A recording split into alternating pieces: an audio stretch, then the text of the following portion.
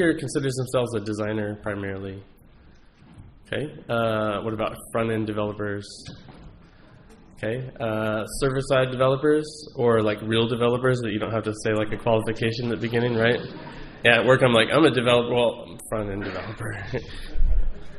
So that's me.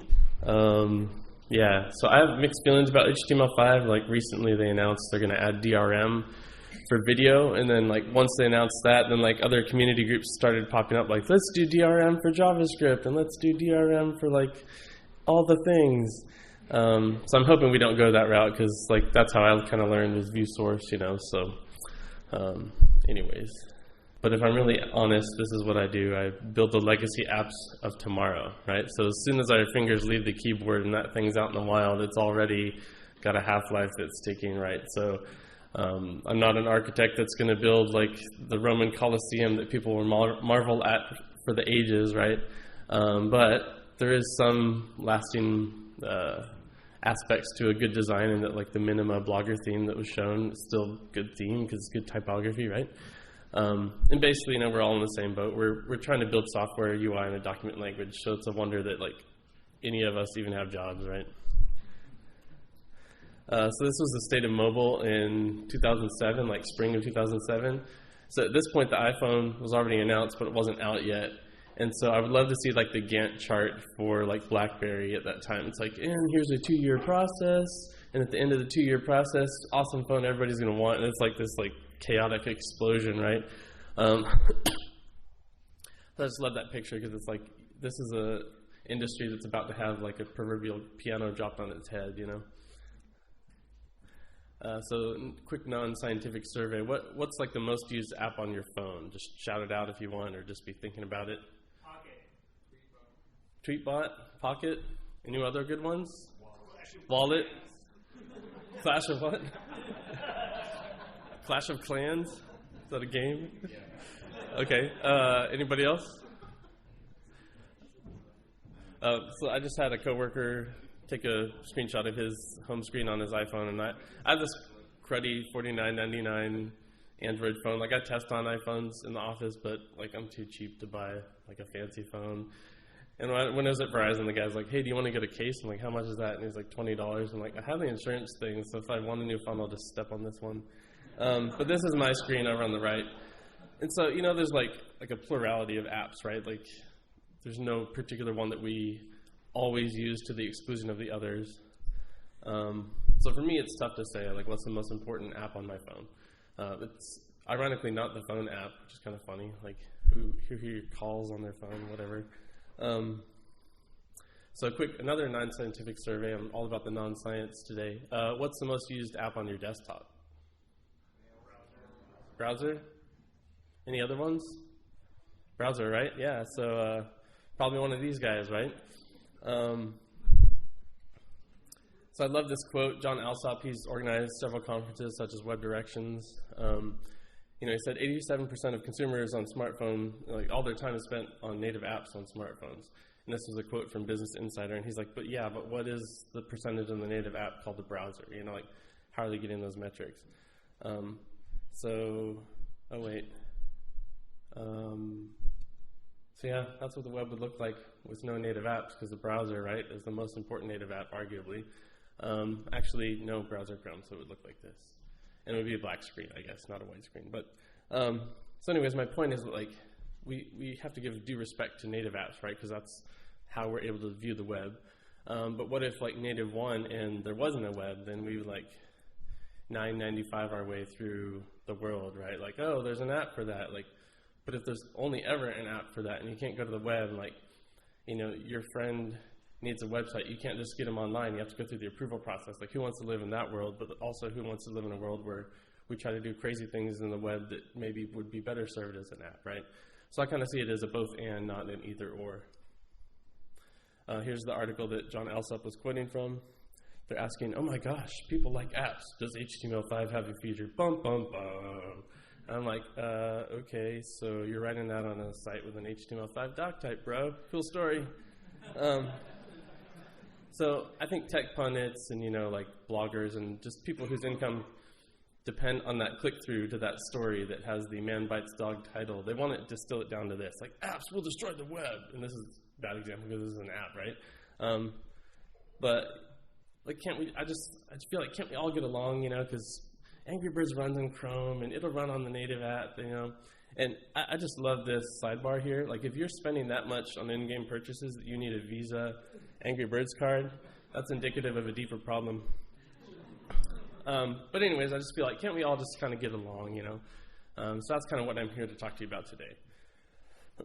Another cool thing, anybody in here like a gamer, like you upgraded your video card in college and like skipped classes to play, right? No? Okay. Yeah, so my GPA would be like a full point higher in college if like Unreal Tournament and those type of games didn't exist.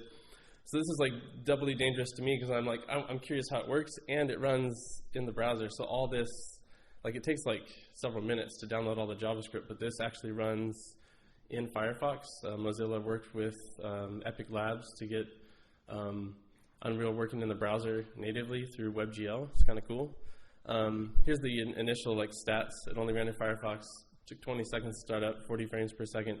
Now it runs in Chrome, full 60 frames a second, which is what you want, and it has 10 second startup. So we're not there yet, but we're getting to where the browser can be imperceptibly fast compared to native. Like right now I think native is still twice as fast, but playing a game, if it's 60 frames per second, you as a user don't know that the difference between twice as fast and regular speed of the browser.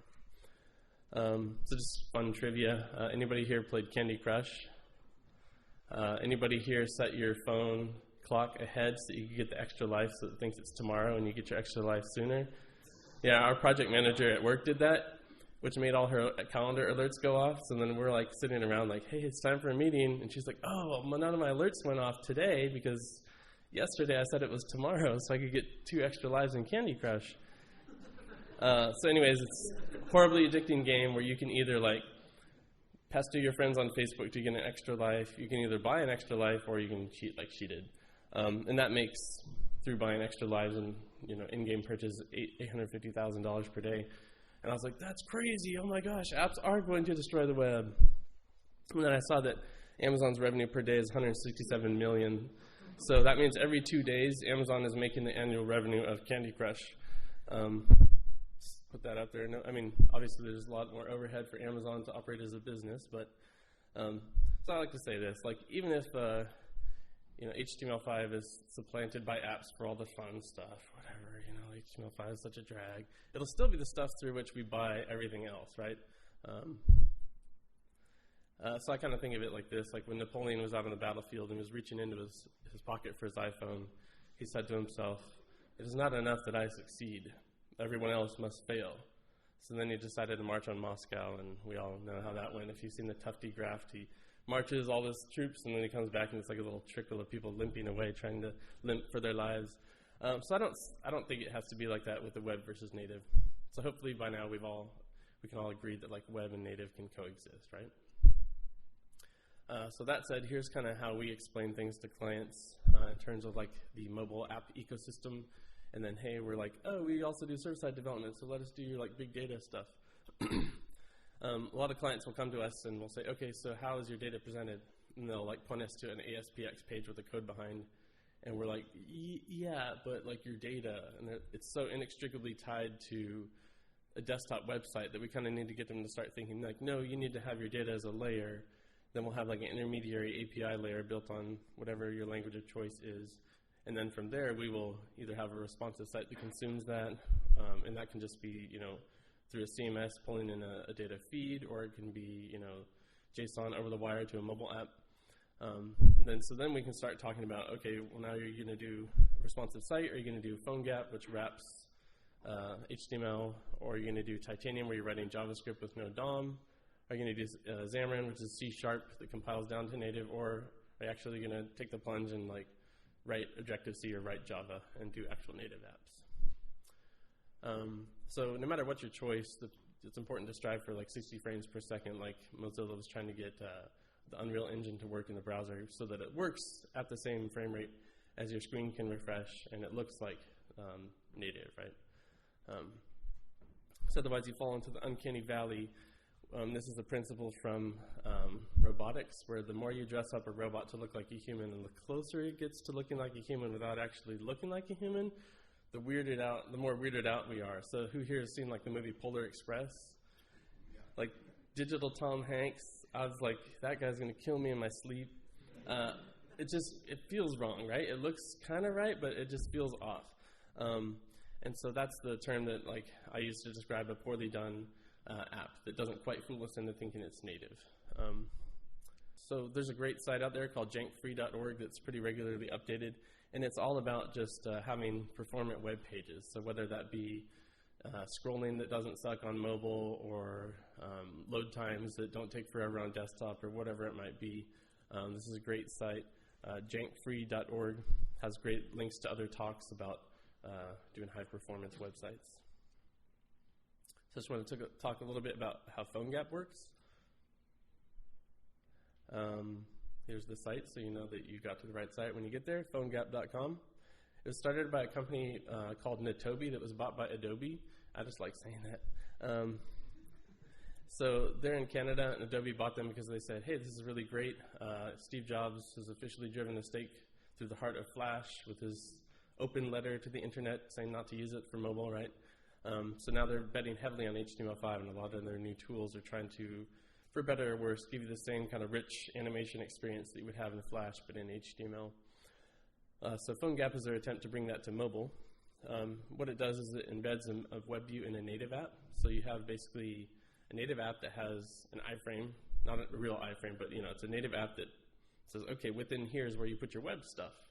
And that's all it really does. And it says, hey, if you want to talk to the phone, just let me know in JavaScript, and I'll let you get to the phone's APIs like GPS and camera. And what's cool is that the APIs that it implements according to W3C spec. So like for a while, Opera Mobile was the only mobile browser that could let you use the camera on the phone. Because they were following its spec, but the other browsers hadn't caught up yet. Whereas PhoneGap says, hey, this is great. We think it's an awesome idea. Let's put that in PhoneGap, so if you package your app, you can do that. And you can also compile it for multiple platforms via build.phonegap.com. And all I know is that involves robots, and it's really cool. So that will actually let you upload your HTML, CSS, and JavaScript, and it will package it. And you upload like your PhoneGap specific files, and it will package it for different platforms that maybe you don't own. So if you're Windows shopping, you need to make an iPhone app. You don't have to incur this expense of having a Mac. You just have to pay Adobe to let you do build. So I don't know how the price would work out there. It might be worth buying a Mac, but it's just kind of cool to be able to say, hey, we can deploy to any device. And it also lets you deploy like through the internet, the cloud. So then you can send your friend like, hey, this app is compiled, go here, scan the QR code, and it will start the download and install on their phone to test. It's great for QA too. So the benefits is, it's the web you already know. You can debug via a desktop browser. Like most of the work I do that goes into PhoneGap just starts in Chrome, and then I will compile down to make sure everything works on mobile.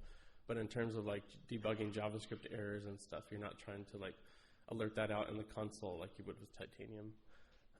And it supports Windows Phone too, which a lot of cross-platform approaches seem to leave by the wayside because market share is not there.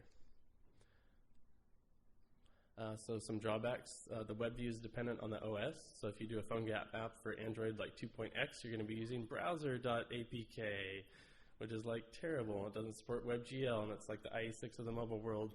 And then depending on the version of Windows Phone, if you have PhoneGap, it'll peer through to like IE8 engine or whatever. But for the most part, if you're targeting more modern phones, then you're going to have a good web view underlying browser engine experience. So obviously, it's not as performant as native, but like we talked about with the Mozilla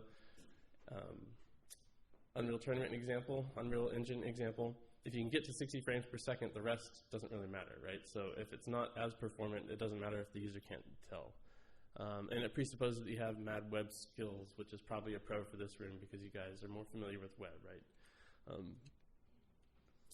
This is a library called Topcoat. It's at topcoat.io. This was made in-house at Adobe based on their feedback from the PhoneGap community and from people working in Brackets, which is their web-based code IDE. And they are very concerned with speed. So here's kind of an example of what you could build with their kind of prefabbed widgets and buttons and whatnot. And Brian LaRoe was one of the original developers of PhoneGap that still works on it at Adobe. Here's him introducing it. So here's a graph. They have like regression testing. So I don't know what happened there, but they were able to see it and bring it back down and make it performant there. You know, like maybe somebody used a scope star selector or something, and so they're like, whoa, alert, slow CSS, bad for mobile. So what they try to do is like any animations or whatever, it's all tied to like class names. So with JavaScript, you would just add and remove class names to fade things in and out. And it's JavaScript framework agnostic, so you're just doing the CSS, and you can use whatever JavaScript you want. So who here heard when Mark Zuckerberg tried to basically say HTML5 sucks? Did you guys catch all the wind around that? Yeah, so his quote was like, betting on HTML5 is like the biggest mistake we've made as a company.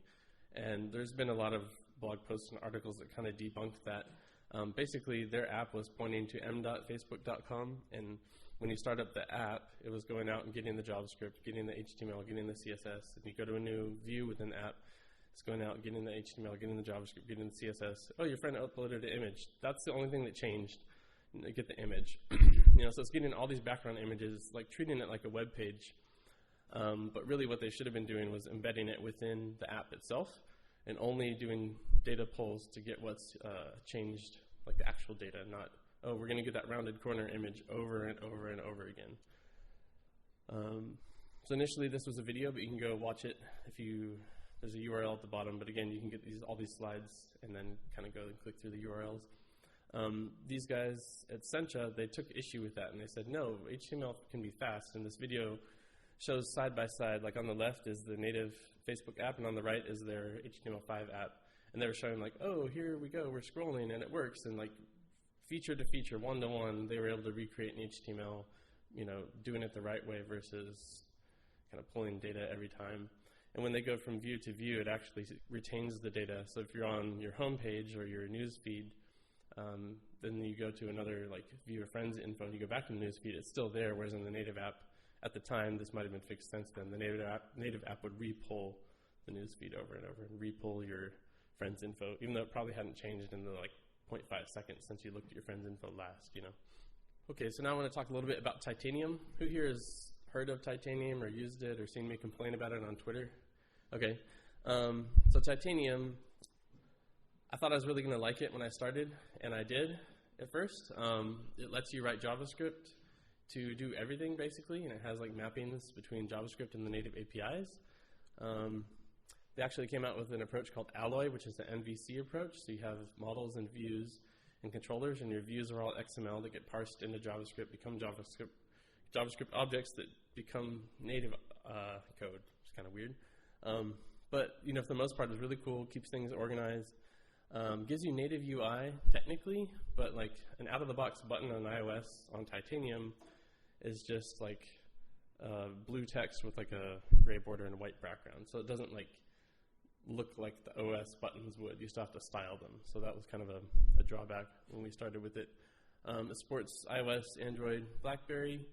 So that means you can reuse some of your business logic across different platforms. It uses Common AMD's approach. You guys familiar with Common AMD or Require.js? Basically, when you write var or whatever in your file, it doesn't leak to the global scope in another file if you include them, because it's done through what's called require. It's a method that you call, and it pulls in the file that you need, and then it scopes it to whatever you've told it to scope it to. You attach it to a global called exports. So you would say exports.whatever equals something. Then you would have that available, whereas every other variable in that file would be scoped to that file. So that's really cool. And if you use web views, then obviously that uses HTML, CSS, and then its own set of JavaScript for web views. So the drawbacks are that the apps tend to be a little sluggish. There were places where I just wanted to have like kind of rows of data, and it's fine if you just have like one row and one blob of text per row, but as soon as you want to have something like over to the right, it's like, whoa, I don't know how to calculate the widths and heights, and we get slower and slower with every row I would add. So I ended up punting and doing web views, and this was on a Samsung Galaxy S2, and so we chalked it up to, oh, the Galaxy S2 must suck, right? So Then we did another app on the iPhone 4, and it was similarly slow in the same type of areas. And so then we started thinking, okay, if it was the hardware before, clearly the iPhone or the iPad 4 should be able to handle some of this, you know.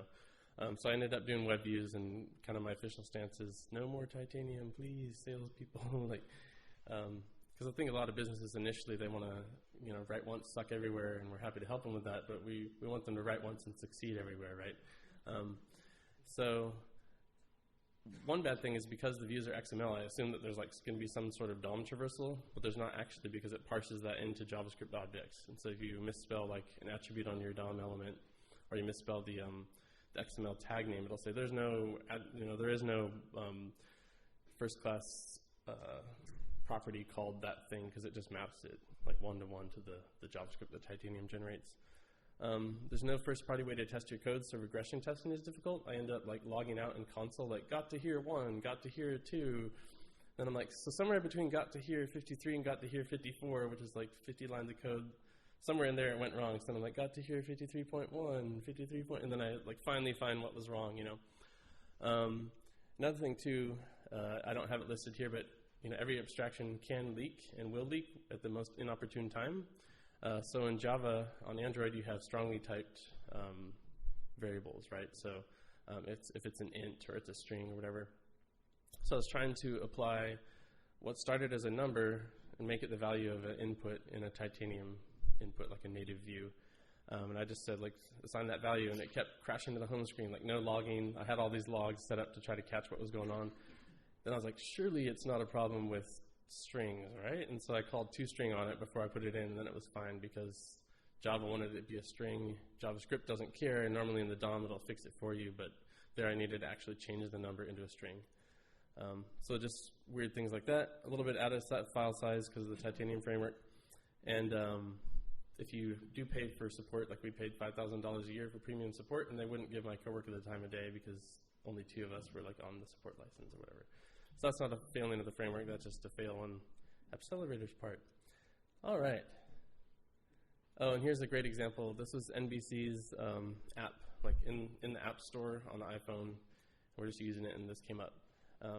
So that's kind of a drawback of, you know, live compile or live interpreted code. Whereas if you were building that like in C# or Objective-C or Java, that would have been caught at compile time. And then also with the web, you have like the opportunity to debug that well in advance in Chrome DevTools or Firebug and so forth. All right, so that was kind of a bummer. Let's talk about Xamarin. So Xamarin lets you create mobile apps in C#. So little to do with the web, except if you already are a .NET shop. Anybody here .NET developer? I see one back there that I used to work with. Anybody work with .NET developers? Yeah, so there's like 2 breeds, right? There's like the web forms guys that like live in their own world. They don't know that the web isn't stateful. And then there's like the MVC guys, right? So if you know like the MVC guys and they like writing good C#, then like this will be up their alley. So it's really fast. We actually just built an app, not me, but coworker just built an app in it and compiles down the native code. And I was asking him, like, what's like a drawback of Titanium? He goes, well, you know, when iOS 7 came out, I think it was like 3 or 4 hours before they had the new version out that supported it. I'm like, wait, is that bad? And he's like, well, that's like the only bad thing I can think of, you know, and him seeing it through the lens of C#. So it does have one-to-one mapping of native APIs. Just like Titanium, you can reuse business logic across different devices. Same thing with PhoneGap. Has a visual IDE, which is really cool. Like at the time when I put these slides together, I still don't think Xcode, correct me if I'm wrong, has a way to like visualize your iPhone app before you build it to a simulator, right? So this lets you do that, which is really cool. And some big name apps use it, like RDO. Like when I first heard about Xamarin, I was like, it's going to be another crappy experience where we like write once and suck everywhere, and I'm tired of that. But then I heard that RDO uses it, and RDO is like a really cool company. You know, nobody complains about, oh, this feels like a not native app, right? Like I didn't even know that it wasn't built in Objective-C. And they have a transferable support license, so good on them. Here's RDO's app. So some possible drawbacks are that because it's a one-to-one mapping of C# to native APIs, you need to learn those native APIs. So like if you have a list view and you want to scroll, you need to know that when those things go off the screen, they're kind of recycled and no longer exist in the UI layer, and that when you scroll back, they're magically redrawn, stuff like that. You need to know C#, which is a good thing if you already do. I'm kind of willing to like try and learn it because I want to be able to build performant native apps if the client is asking us to do that, and I know I can't do that in Titanium. So there's a little added file size due to the Mono framework, and it is commercial. Some aspects are free, but if you want like everything they have to offer, including support, it's small, or it's a fee. So this is how I would say I see the mobile landscape now after kind of having been on that long meandering journey. I love the Titanium guys. Like I follow the guy that made Alloy on Twitter, and we have conversed, and he sent me a great article that he wrote on his blog called How to Be an A-Hole on Twitter, and he's like, you followed all the steps, and then we resolved our issue, but you didn't thank me, and I'm like, thank you. So super great guys. I just don't think it's quite there yet from a performance standpoint. And why is that? That's because I want to fight for the users. So my affinity for JavaScript can't just be, the one driving reason that I'm going to make all the subsequent users of the app suffer through like slightly less and sluggish experience, right? So I'm willing to go the extra mile, even if that means not writing in the best language ever. All right, let's talk about the web, and a lot of this can apply to PhoneGap too. This is a great blog. It's like the opposite of inspiration. So like you go here and you're like, never do that. That is bad, That's wtfmobileweb.tumblr.com.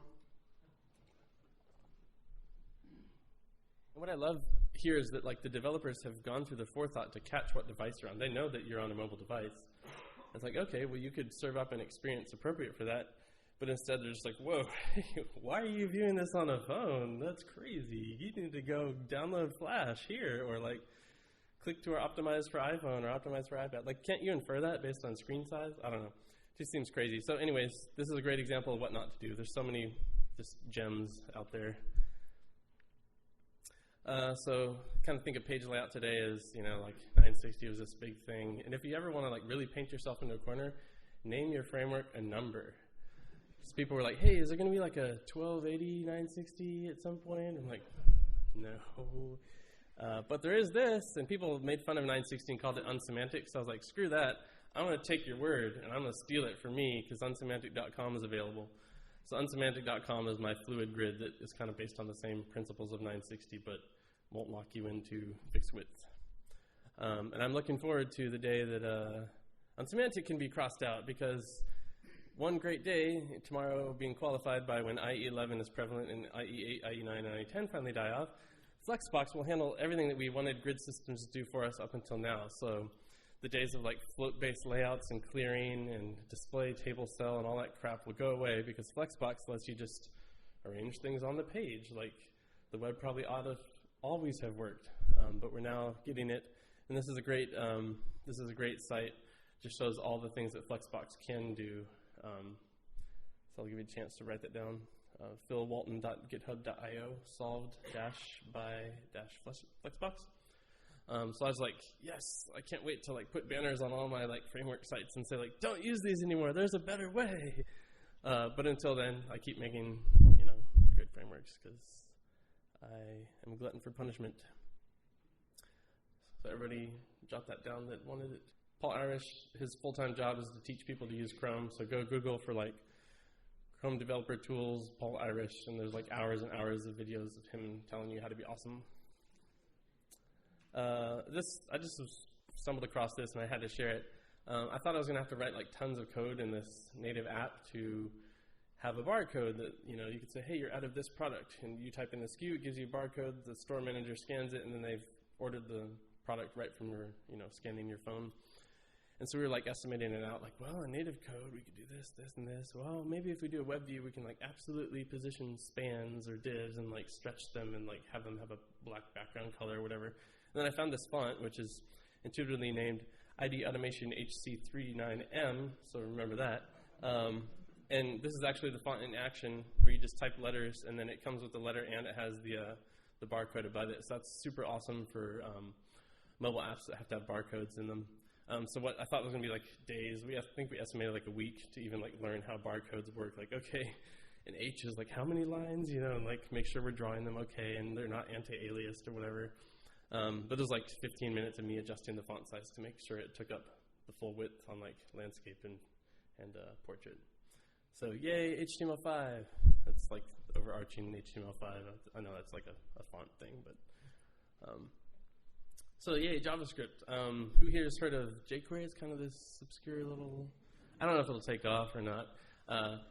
So in case it doesn't, there's Zepto. No, all seriousness, the Zepto is like jQuery if you got rid of all the legacy browser support and added in some specific mobile stuff. So it supports like long tap.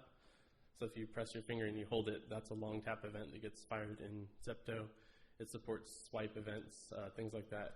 And these are things that you could install a jQuery plugin for also, but then you're like also supporting browsers that maybe don't care about if it's going to be embedded in a native app. Underscore, anybody here use underscore? Any server-side developers familiar with link, where you can like chain kind of using, so underscore is like link for JavaScript is how a coworker described it to me. I'm assuming link is like underscore. It lets you iterate through objects really easily. You can say like filter things out. You can say I have an array with multiple arrays nested within them. You can say flatten, which will give you a flat array. Then you can say unique. It'll get rid of duplicates. It's really great just for chopping up data and just working with data, raw objects and raw arrays. Lodash is the same thing. Underscore is kind of optimistic in that it doesn't try to support older browsers. Lodash supports older versions, i.e. Handlebars, anybody use handlebars? It's a templating language that lets you string interpolate things into HTML fragments and then shove them in the DOM, so that's kind of cool.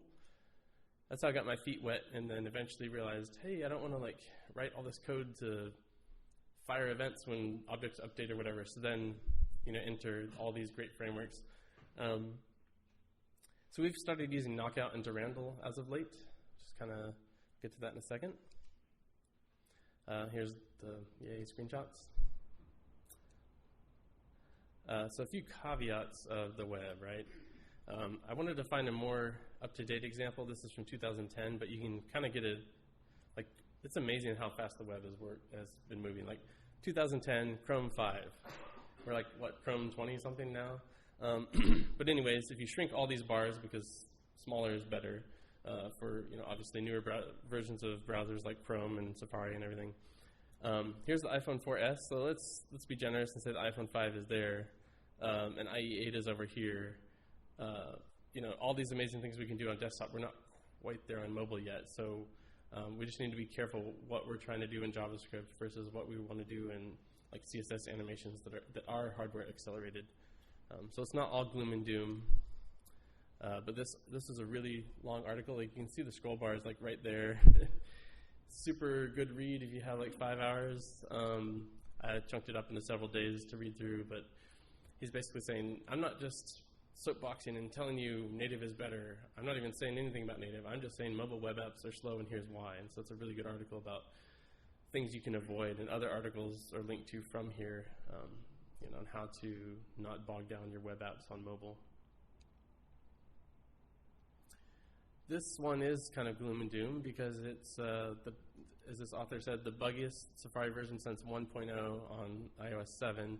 And he has a long list of things, of gripes, the most striking of which was that like full screen doesn't work anymore.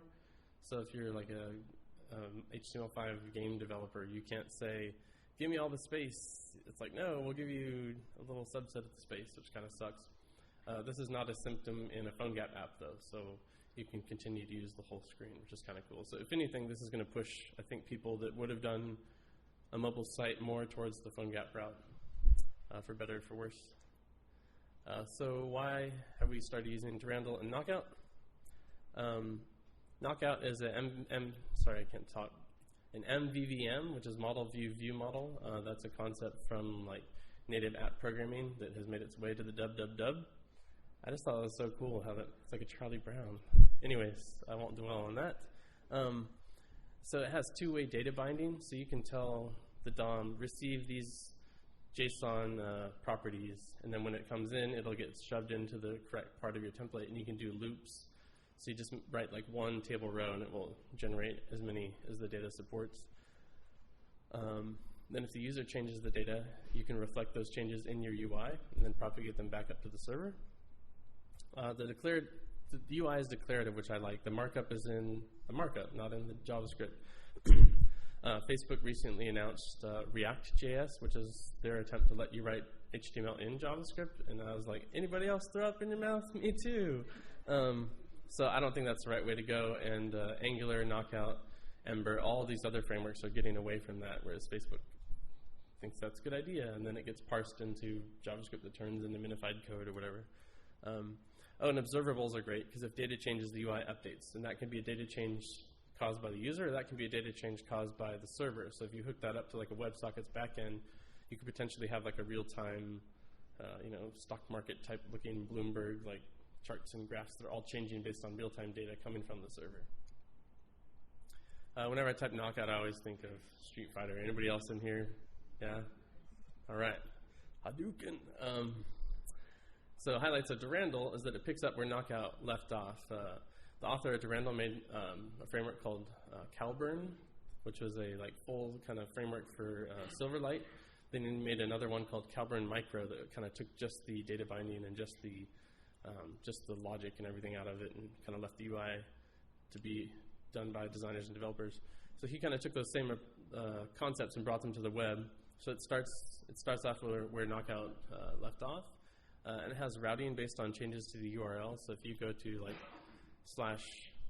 /home and then you change that to /about, even if you didn't click a link in the page to watch for an event click, it knows, okay, I'm going to tear down the page and I'm going to put up a different view based on whatever you've assigned to that route, which is really cool. So you can kind of trick single page apps into working as if they're multi-page apps, where if you bookmark that URL, you're going to get the same thing that you had when you bookmarked it when you return, versus just being dumped on the home page and oh shoot, nobody accounted for the routing. Has view and state change transitions. So if you say, okay, when you go from home to about, I want that to be like a slide over. If I go from home to contact us, I want that to be like a fade in. You can define your own functions that get called when view state changes. Has asynchronous data fetching with promises. So I kind of think of that as hey, we're almost out of stationery, but we're not out yet, so why don't you go get some, and when you get it, just bring it back and put it in the drawer, and I don't even really care when that happens. So it's kind of like an asynchronous promise, because you want to go, have it done, and whenever it comes back, just let me know. Synchronous would be I need my food now because I'm starving, right? I can do nothing else until I get this thing back from you. So that's a really good way to do a lot of data fetches without blocking the UI, because otherwise you're going to, if you have tons of AJAX requests that are queuing up, the scrolling is going to get jittery and the user experience is going to get sluggish. It also uses require.js, which is like common.js is in Node on the server, where if you write a variable in one file, it's not going to leak to another one. And that helps enforce good, consistent code structure, because for as much as jQuery is used and as good as it is, it doesn't give us any opinionated way to name our files or structure our files. And so Durandal is pretty opinionated about that. And we call Durandal Durandal in the office. I don't know why. Just one guy started saying it, and now we all do. So they're actually playing, I forget if it's in Dallas, but one of my friends, he's going to go see them. He's going to bring a sign that says al.js and hold it next to Duran. I don't know why I'm excited about that. So, if we had good Wi-Fi, I'd show you a demo, but in lieu of that, you can get it here. I'll show you a few screenshots instead. Anyone here a fan of Parks and Recreation? So you probably recognize these names, right? Leslie Knope, and yay. I typed all that out from Wikipedia, cut and pasting into JSON, and didn't realize I wouldn't even have to show a demo here, so I could have just faked that up in Photoshop. So this is what it looks like at a desktop width. This is what it looks like at mobile width. It actually reflows the table, changes TRs into display block, gives them rounded corners, background, drop shadow, and then it floats the TDs left. And so I'm basically treating all the table tag and all its elements as if they're just divs and kind of rearranging with a media query. So that's one thing I've found, even in like Xamarin apps and so forth, is that HTML is really good at doing table layout, and native really, really sucks at it. So I was asking a friend, like, okay, so even if you were doing this in native Objective-C, how would you do a 10-column table with 50 rows? And he said, okay, well, I would build the first row of cells, and then when the next row of cells came in, I would see if any of those was wider than the first one, and I would widen the originals accordingly. So I'm like, so wait, 10 rows, 10 columns, 50 rows, that's 500 recalculations of every cell, table cell? He's like, yeah.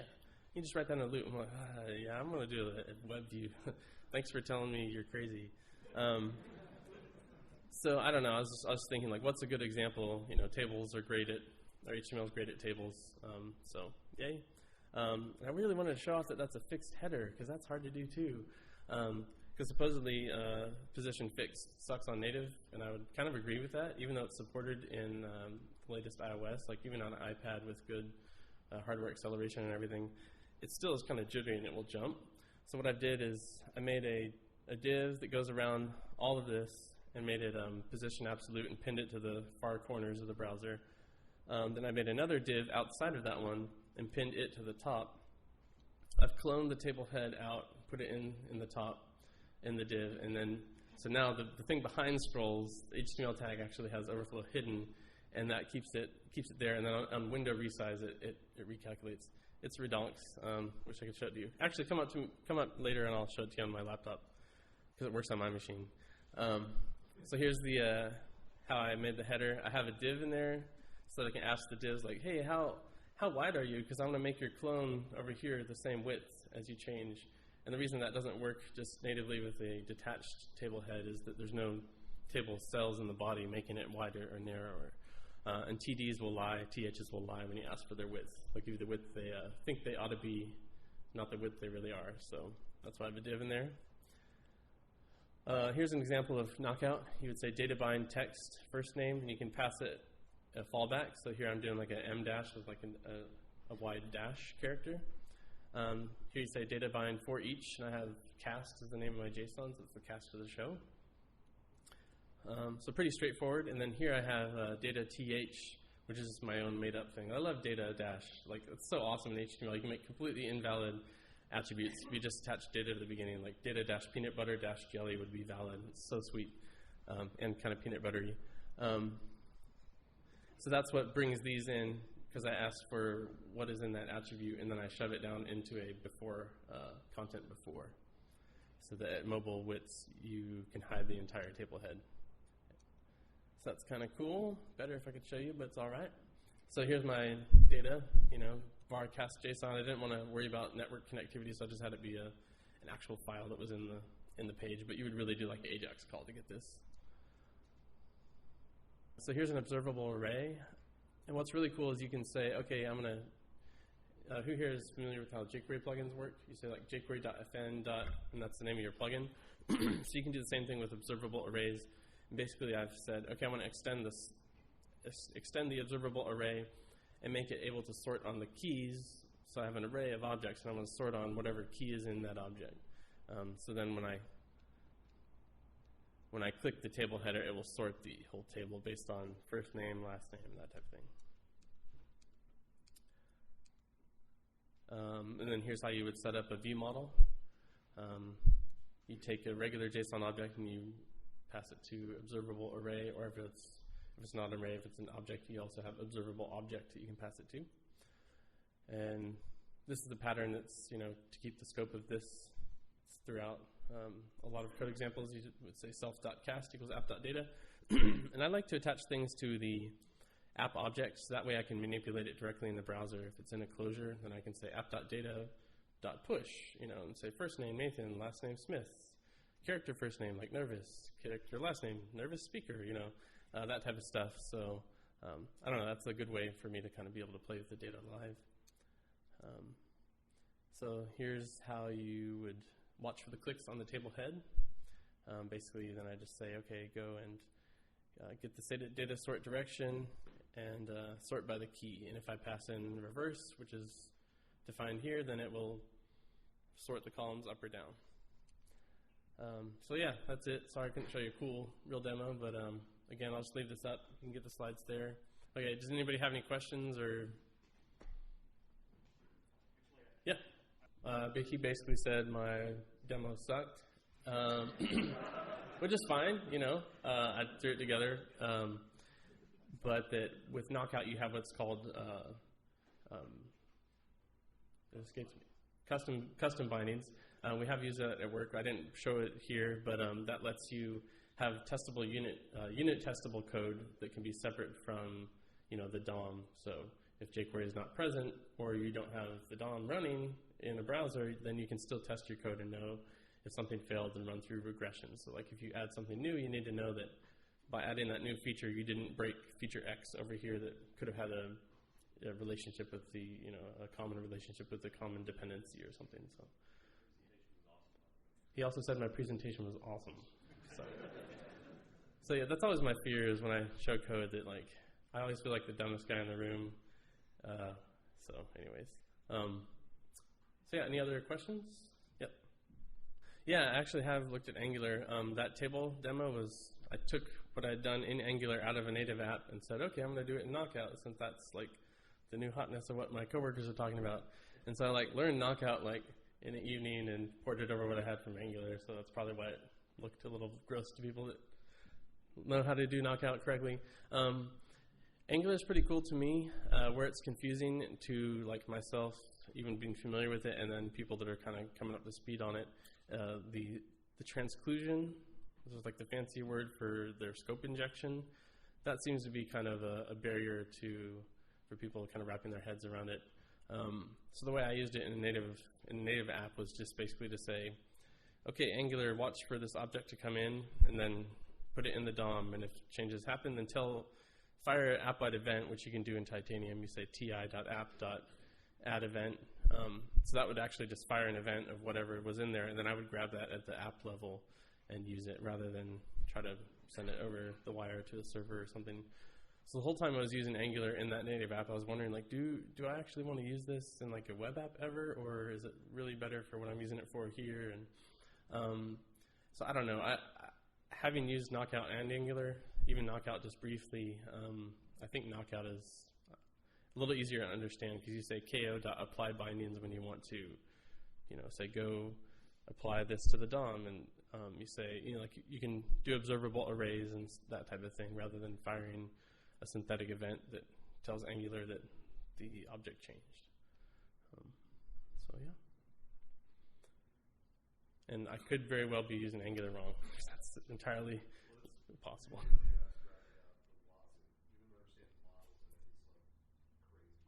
Yeah. And so confession, I don't have a computer science degree, but our CTO graduated top of his class at Carnegie Mellon, and he was helping the front end guys evaluate different frameworks, and he's it says it's Backbone says it's MVC, but it's not really in the MVC sense. The controller is just this thing that gets, or the model's this thing that is in the cloud or whatever. And he was kind of perturbed that Angular doesn't purport to be anything, so it's kind of tough to wrap your mind around. Nowhere on the Angular homepage does it say it's model view controller, even though it has,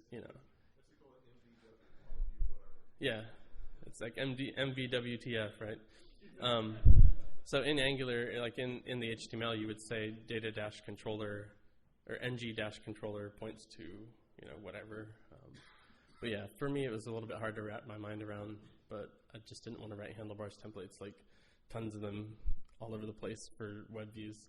So for what I used it for within the native app, I just said, here's an event that gets fired from the app down into the web view. Angular's listening to that. It doesn't even care what data is coming to it, So, yep. Yeah. So there's a blog called eviltrout.com, and he was the front end /Rails developer on Discourse, which is the new JavaScript driven forum software that's coming out. That's been created by one of the founders of Stack Overflow, and he has a whole long issue list with why we use Ember and why Angular is foot guns and blah blah blah. I don't know if you've heard of the term foot guns. I recently learned it. It's guns that are already aimed at your feet, so all you have to do is pull the trigger. So he's, him and Tom Dale, the guy that created Ember, are like just anti-Angular. So it's interesting to see that drama, But it shows kind of too that like the communities around these technologies are maturing, right? And that we have opinions, and it's not just like, oh, just use jQuery and whatever. Like, there's strong opinions on either side about how you should architect your app, and I think that's kind of cool, So, any other questions? All right, then I'll turn it back over to our hosts.